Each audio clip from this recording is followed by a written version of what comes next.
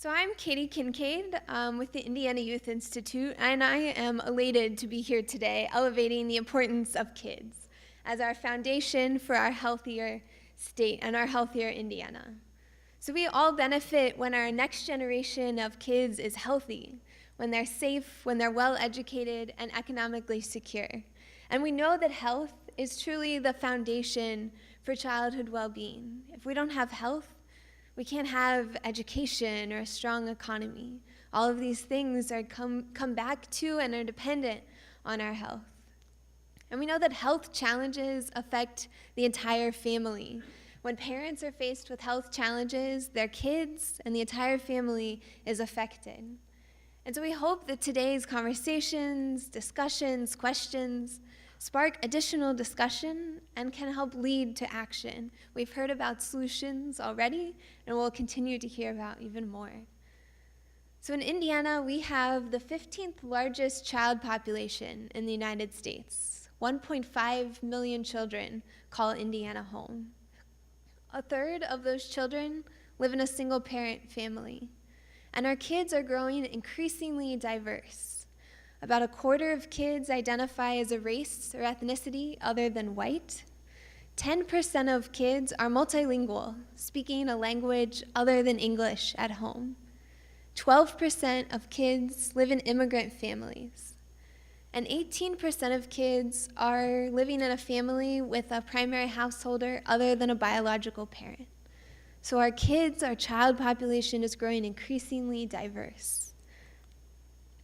When we look at our national rankings in childhood well-being, we see that we excel in a few areas, but we lag in most, and we definitely need improvement in all. In overall childhood well-being, Indiana ranks 28th. We're right in the middle of their pack. Our highest ranking is in education at 14th, but it's worth noting here our very lowest ranking is in health at 35th. These are some of the indicators that go into that health ranking: low birth weight babies, children without health insurance, child and teen deaths, and teen substance abuse.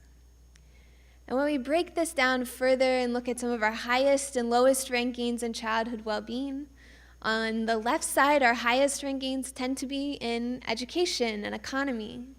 Our lowest 5 rankings are in safety and in health. We're ranked 42nd for infant mortality, 37th for child and teen deaths.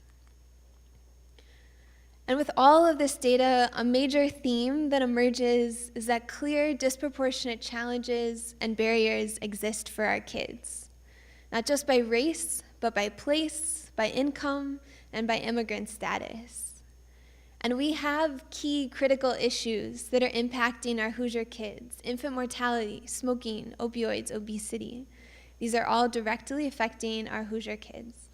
And we can all be part of the solution. Individuals, organizations, communities, leaders, and policymakers all have an important role in addressing these issues. So infant mortality, we know, is critically important. The well-being of mothers and infants determines the health of our next generation.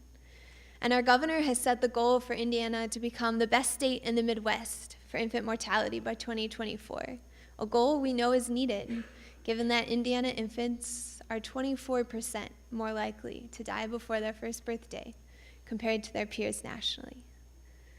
This is not a new disparity. Indiana has lagged the national average for the past 2 decades in infant mortality.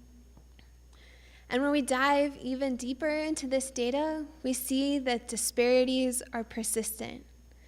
Black infants in Indiana are 2.5 times more likely to die before their first birthday compared to white infants. And we see disparities and disproportionate challenges in the risk factors as well. Black infants are significantly more likely to be born preterm and with low birth weight compared to white infants. Infant mortality demands our attention, and equity here especially demands our attention. We know that there are solutions. There are things that we can do together as individuals, organizations, communities, leaders, and policymakers to make progress in infant mortality. As individuals, we can provide support encouragement, and assistance to expectant mothers and new mothers that we know in accessing prenatal care, getting transportation to appointments, or quitting smoking. And organizations and communities, we can take a lifespan approach to improving women's health, which we know matters for infant mortality. And we can all take that critical focus on equity, recognizing the severe disparities that we see in infant mortality. So we also have seen today the importance of smoking, both adult smoking, youth smoking, and especially kids who are affected by adults in their lives smoking. We know that maternal smoking is associated with poor birth outcomes. In Indiana, 13.5% of expectant mothers smoke during their pregnancy. This rate is significantly higher than our national rate of 8%. And we see disparities here as well. White mothers are significantly more likely to smoke during pregnancy than Black or Hispanic mothers. And our younger mothers between the ages of 18 and 24 are most likely to be smoking during their pregnancy. So we also know that youth smoking really matters, and in many cases is the gateway. An estimated 95% of adult smokers will start smoking before the age of 20. 6 in 10 Indiana high school students say it would be very easy to get access to cigarettes. So we talk about raising the price. We know that access is that critical factor. 40% of Indiana high school students have ever tried cigarettes. When we look at those tobacco products, it's been mentioned before, but e-cigarettes are the most commonly used tobacco product among youth. 15% of Indiana high school students used an e-cigarette in the past month. 9% of Indiana high school students smoked a cigarette in the past month. And we know that these are connected. Teens who smoke e-cigarettes are much more likely to subsequently take up cigarette smoking. We do see some positives in this area, though. Cigarette smoking rates among youth have come down over the past few years. From 2011 to about 2017, that decline has been steady. And amongst all grade levels, we see those declines from 9th grade through 12th grade. And so for smoking, there are solutions that have been highlighted. We can also work together in coordinated efforts to establish smoke-free social norms. We can all help tobacco users we know in quitting and encourage tobacco-free environments and lifestyles in our community. So the opioid epidemic is also a critical issue for us. Drug overdoses now kill more Hoosiers than car crashes and gun homicides combined.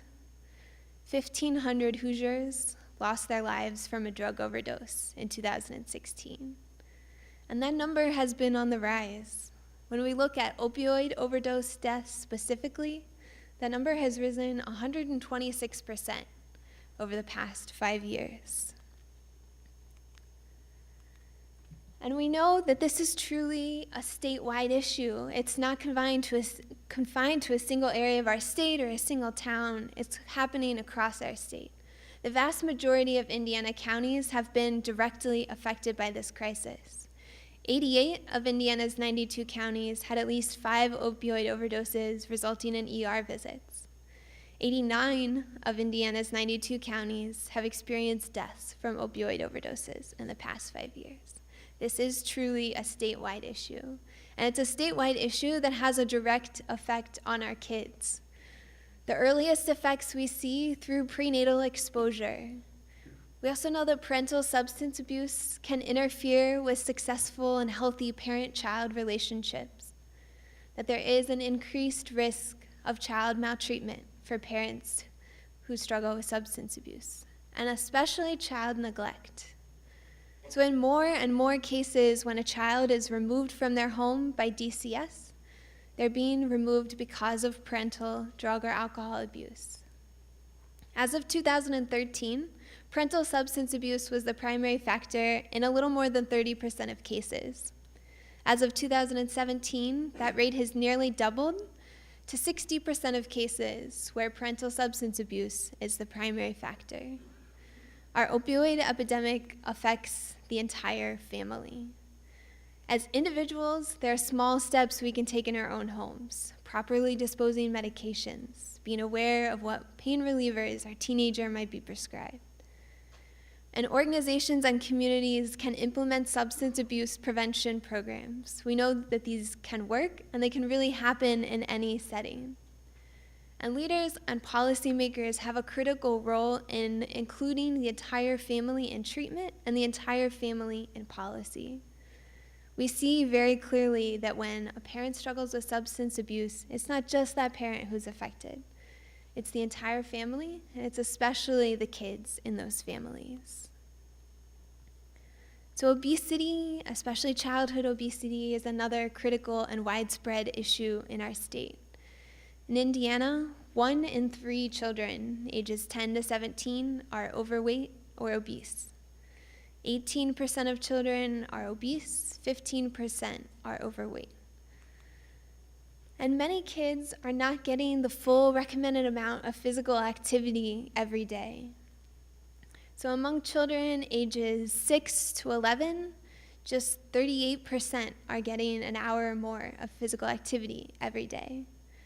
Amongst children ages 13 to 17, that number is less than 20%, 19% of kids that are getting the full recommended physical activity. And we also know that there is a critical relationship between food insecurity and access to sufficient nutrition and obesity. And kids who have experiences with food insecurity are more likely to be overweight or obese. And in Indiana, 1 in 5 children are food insecure, lacking access to sufficient nutritional food at all times.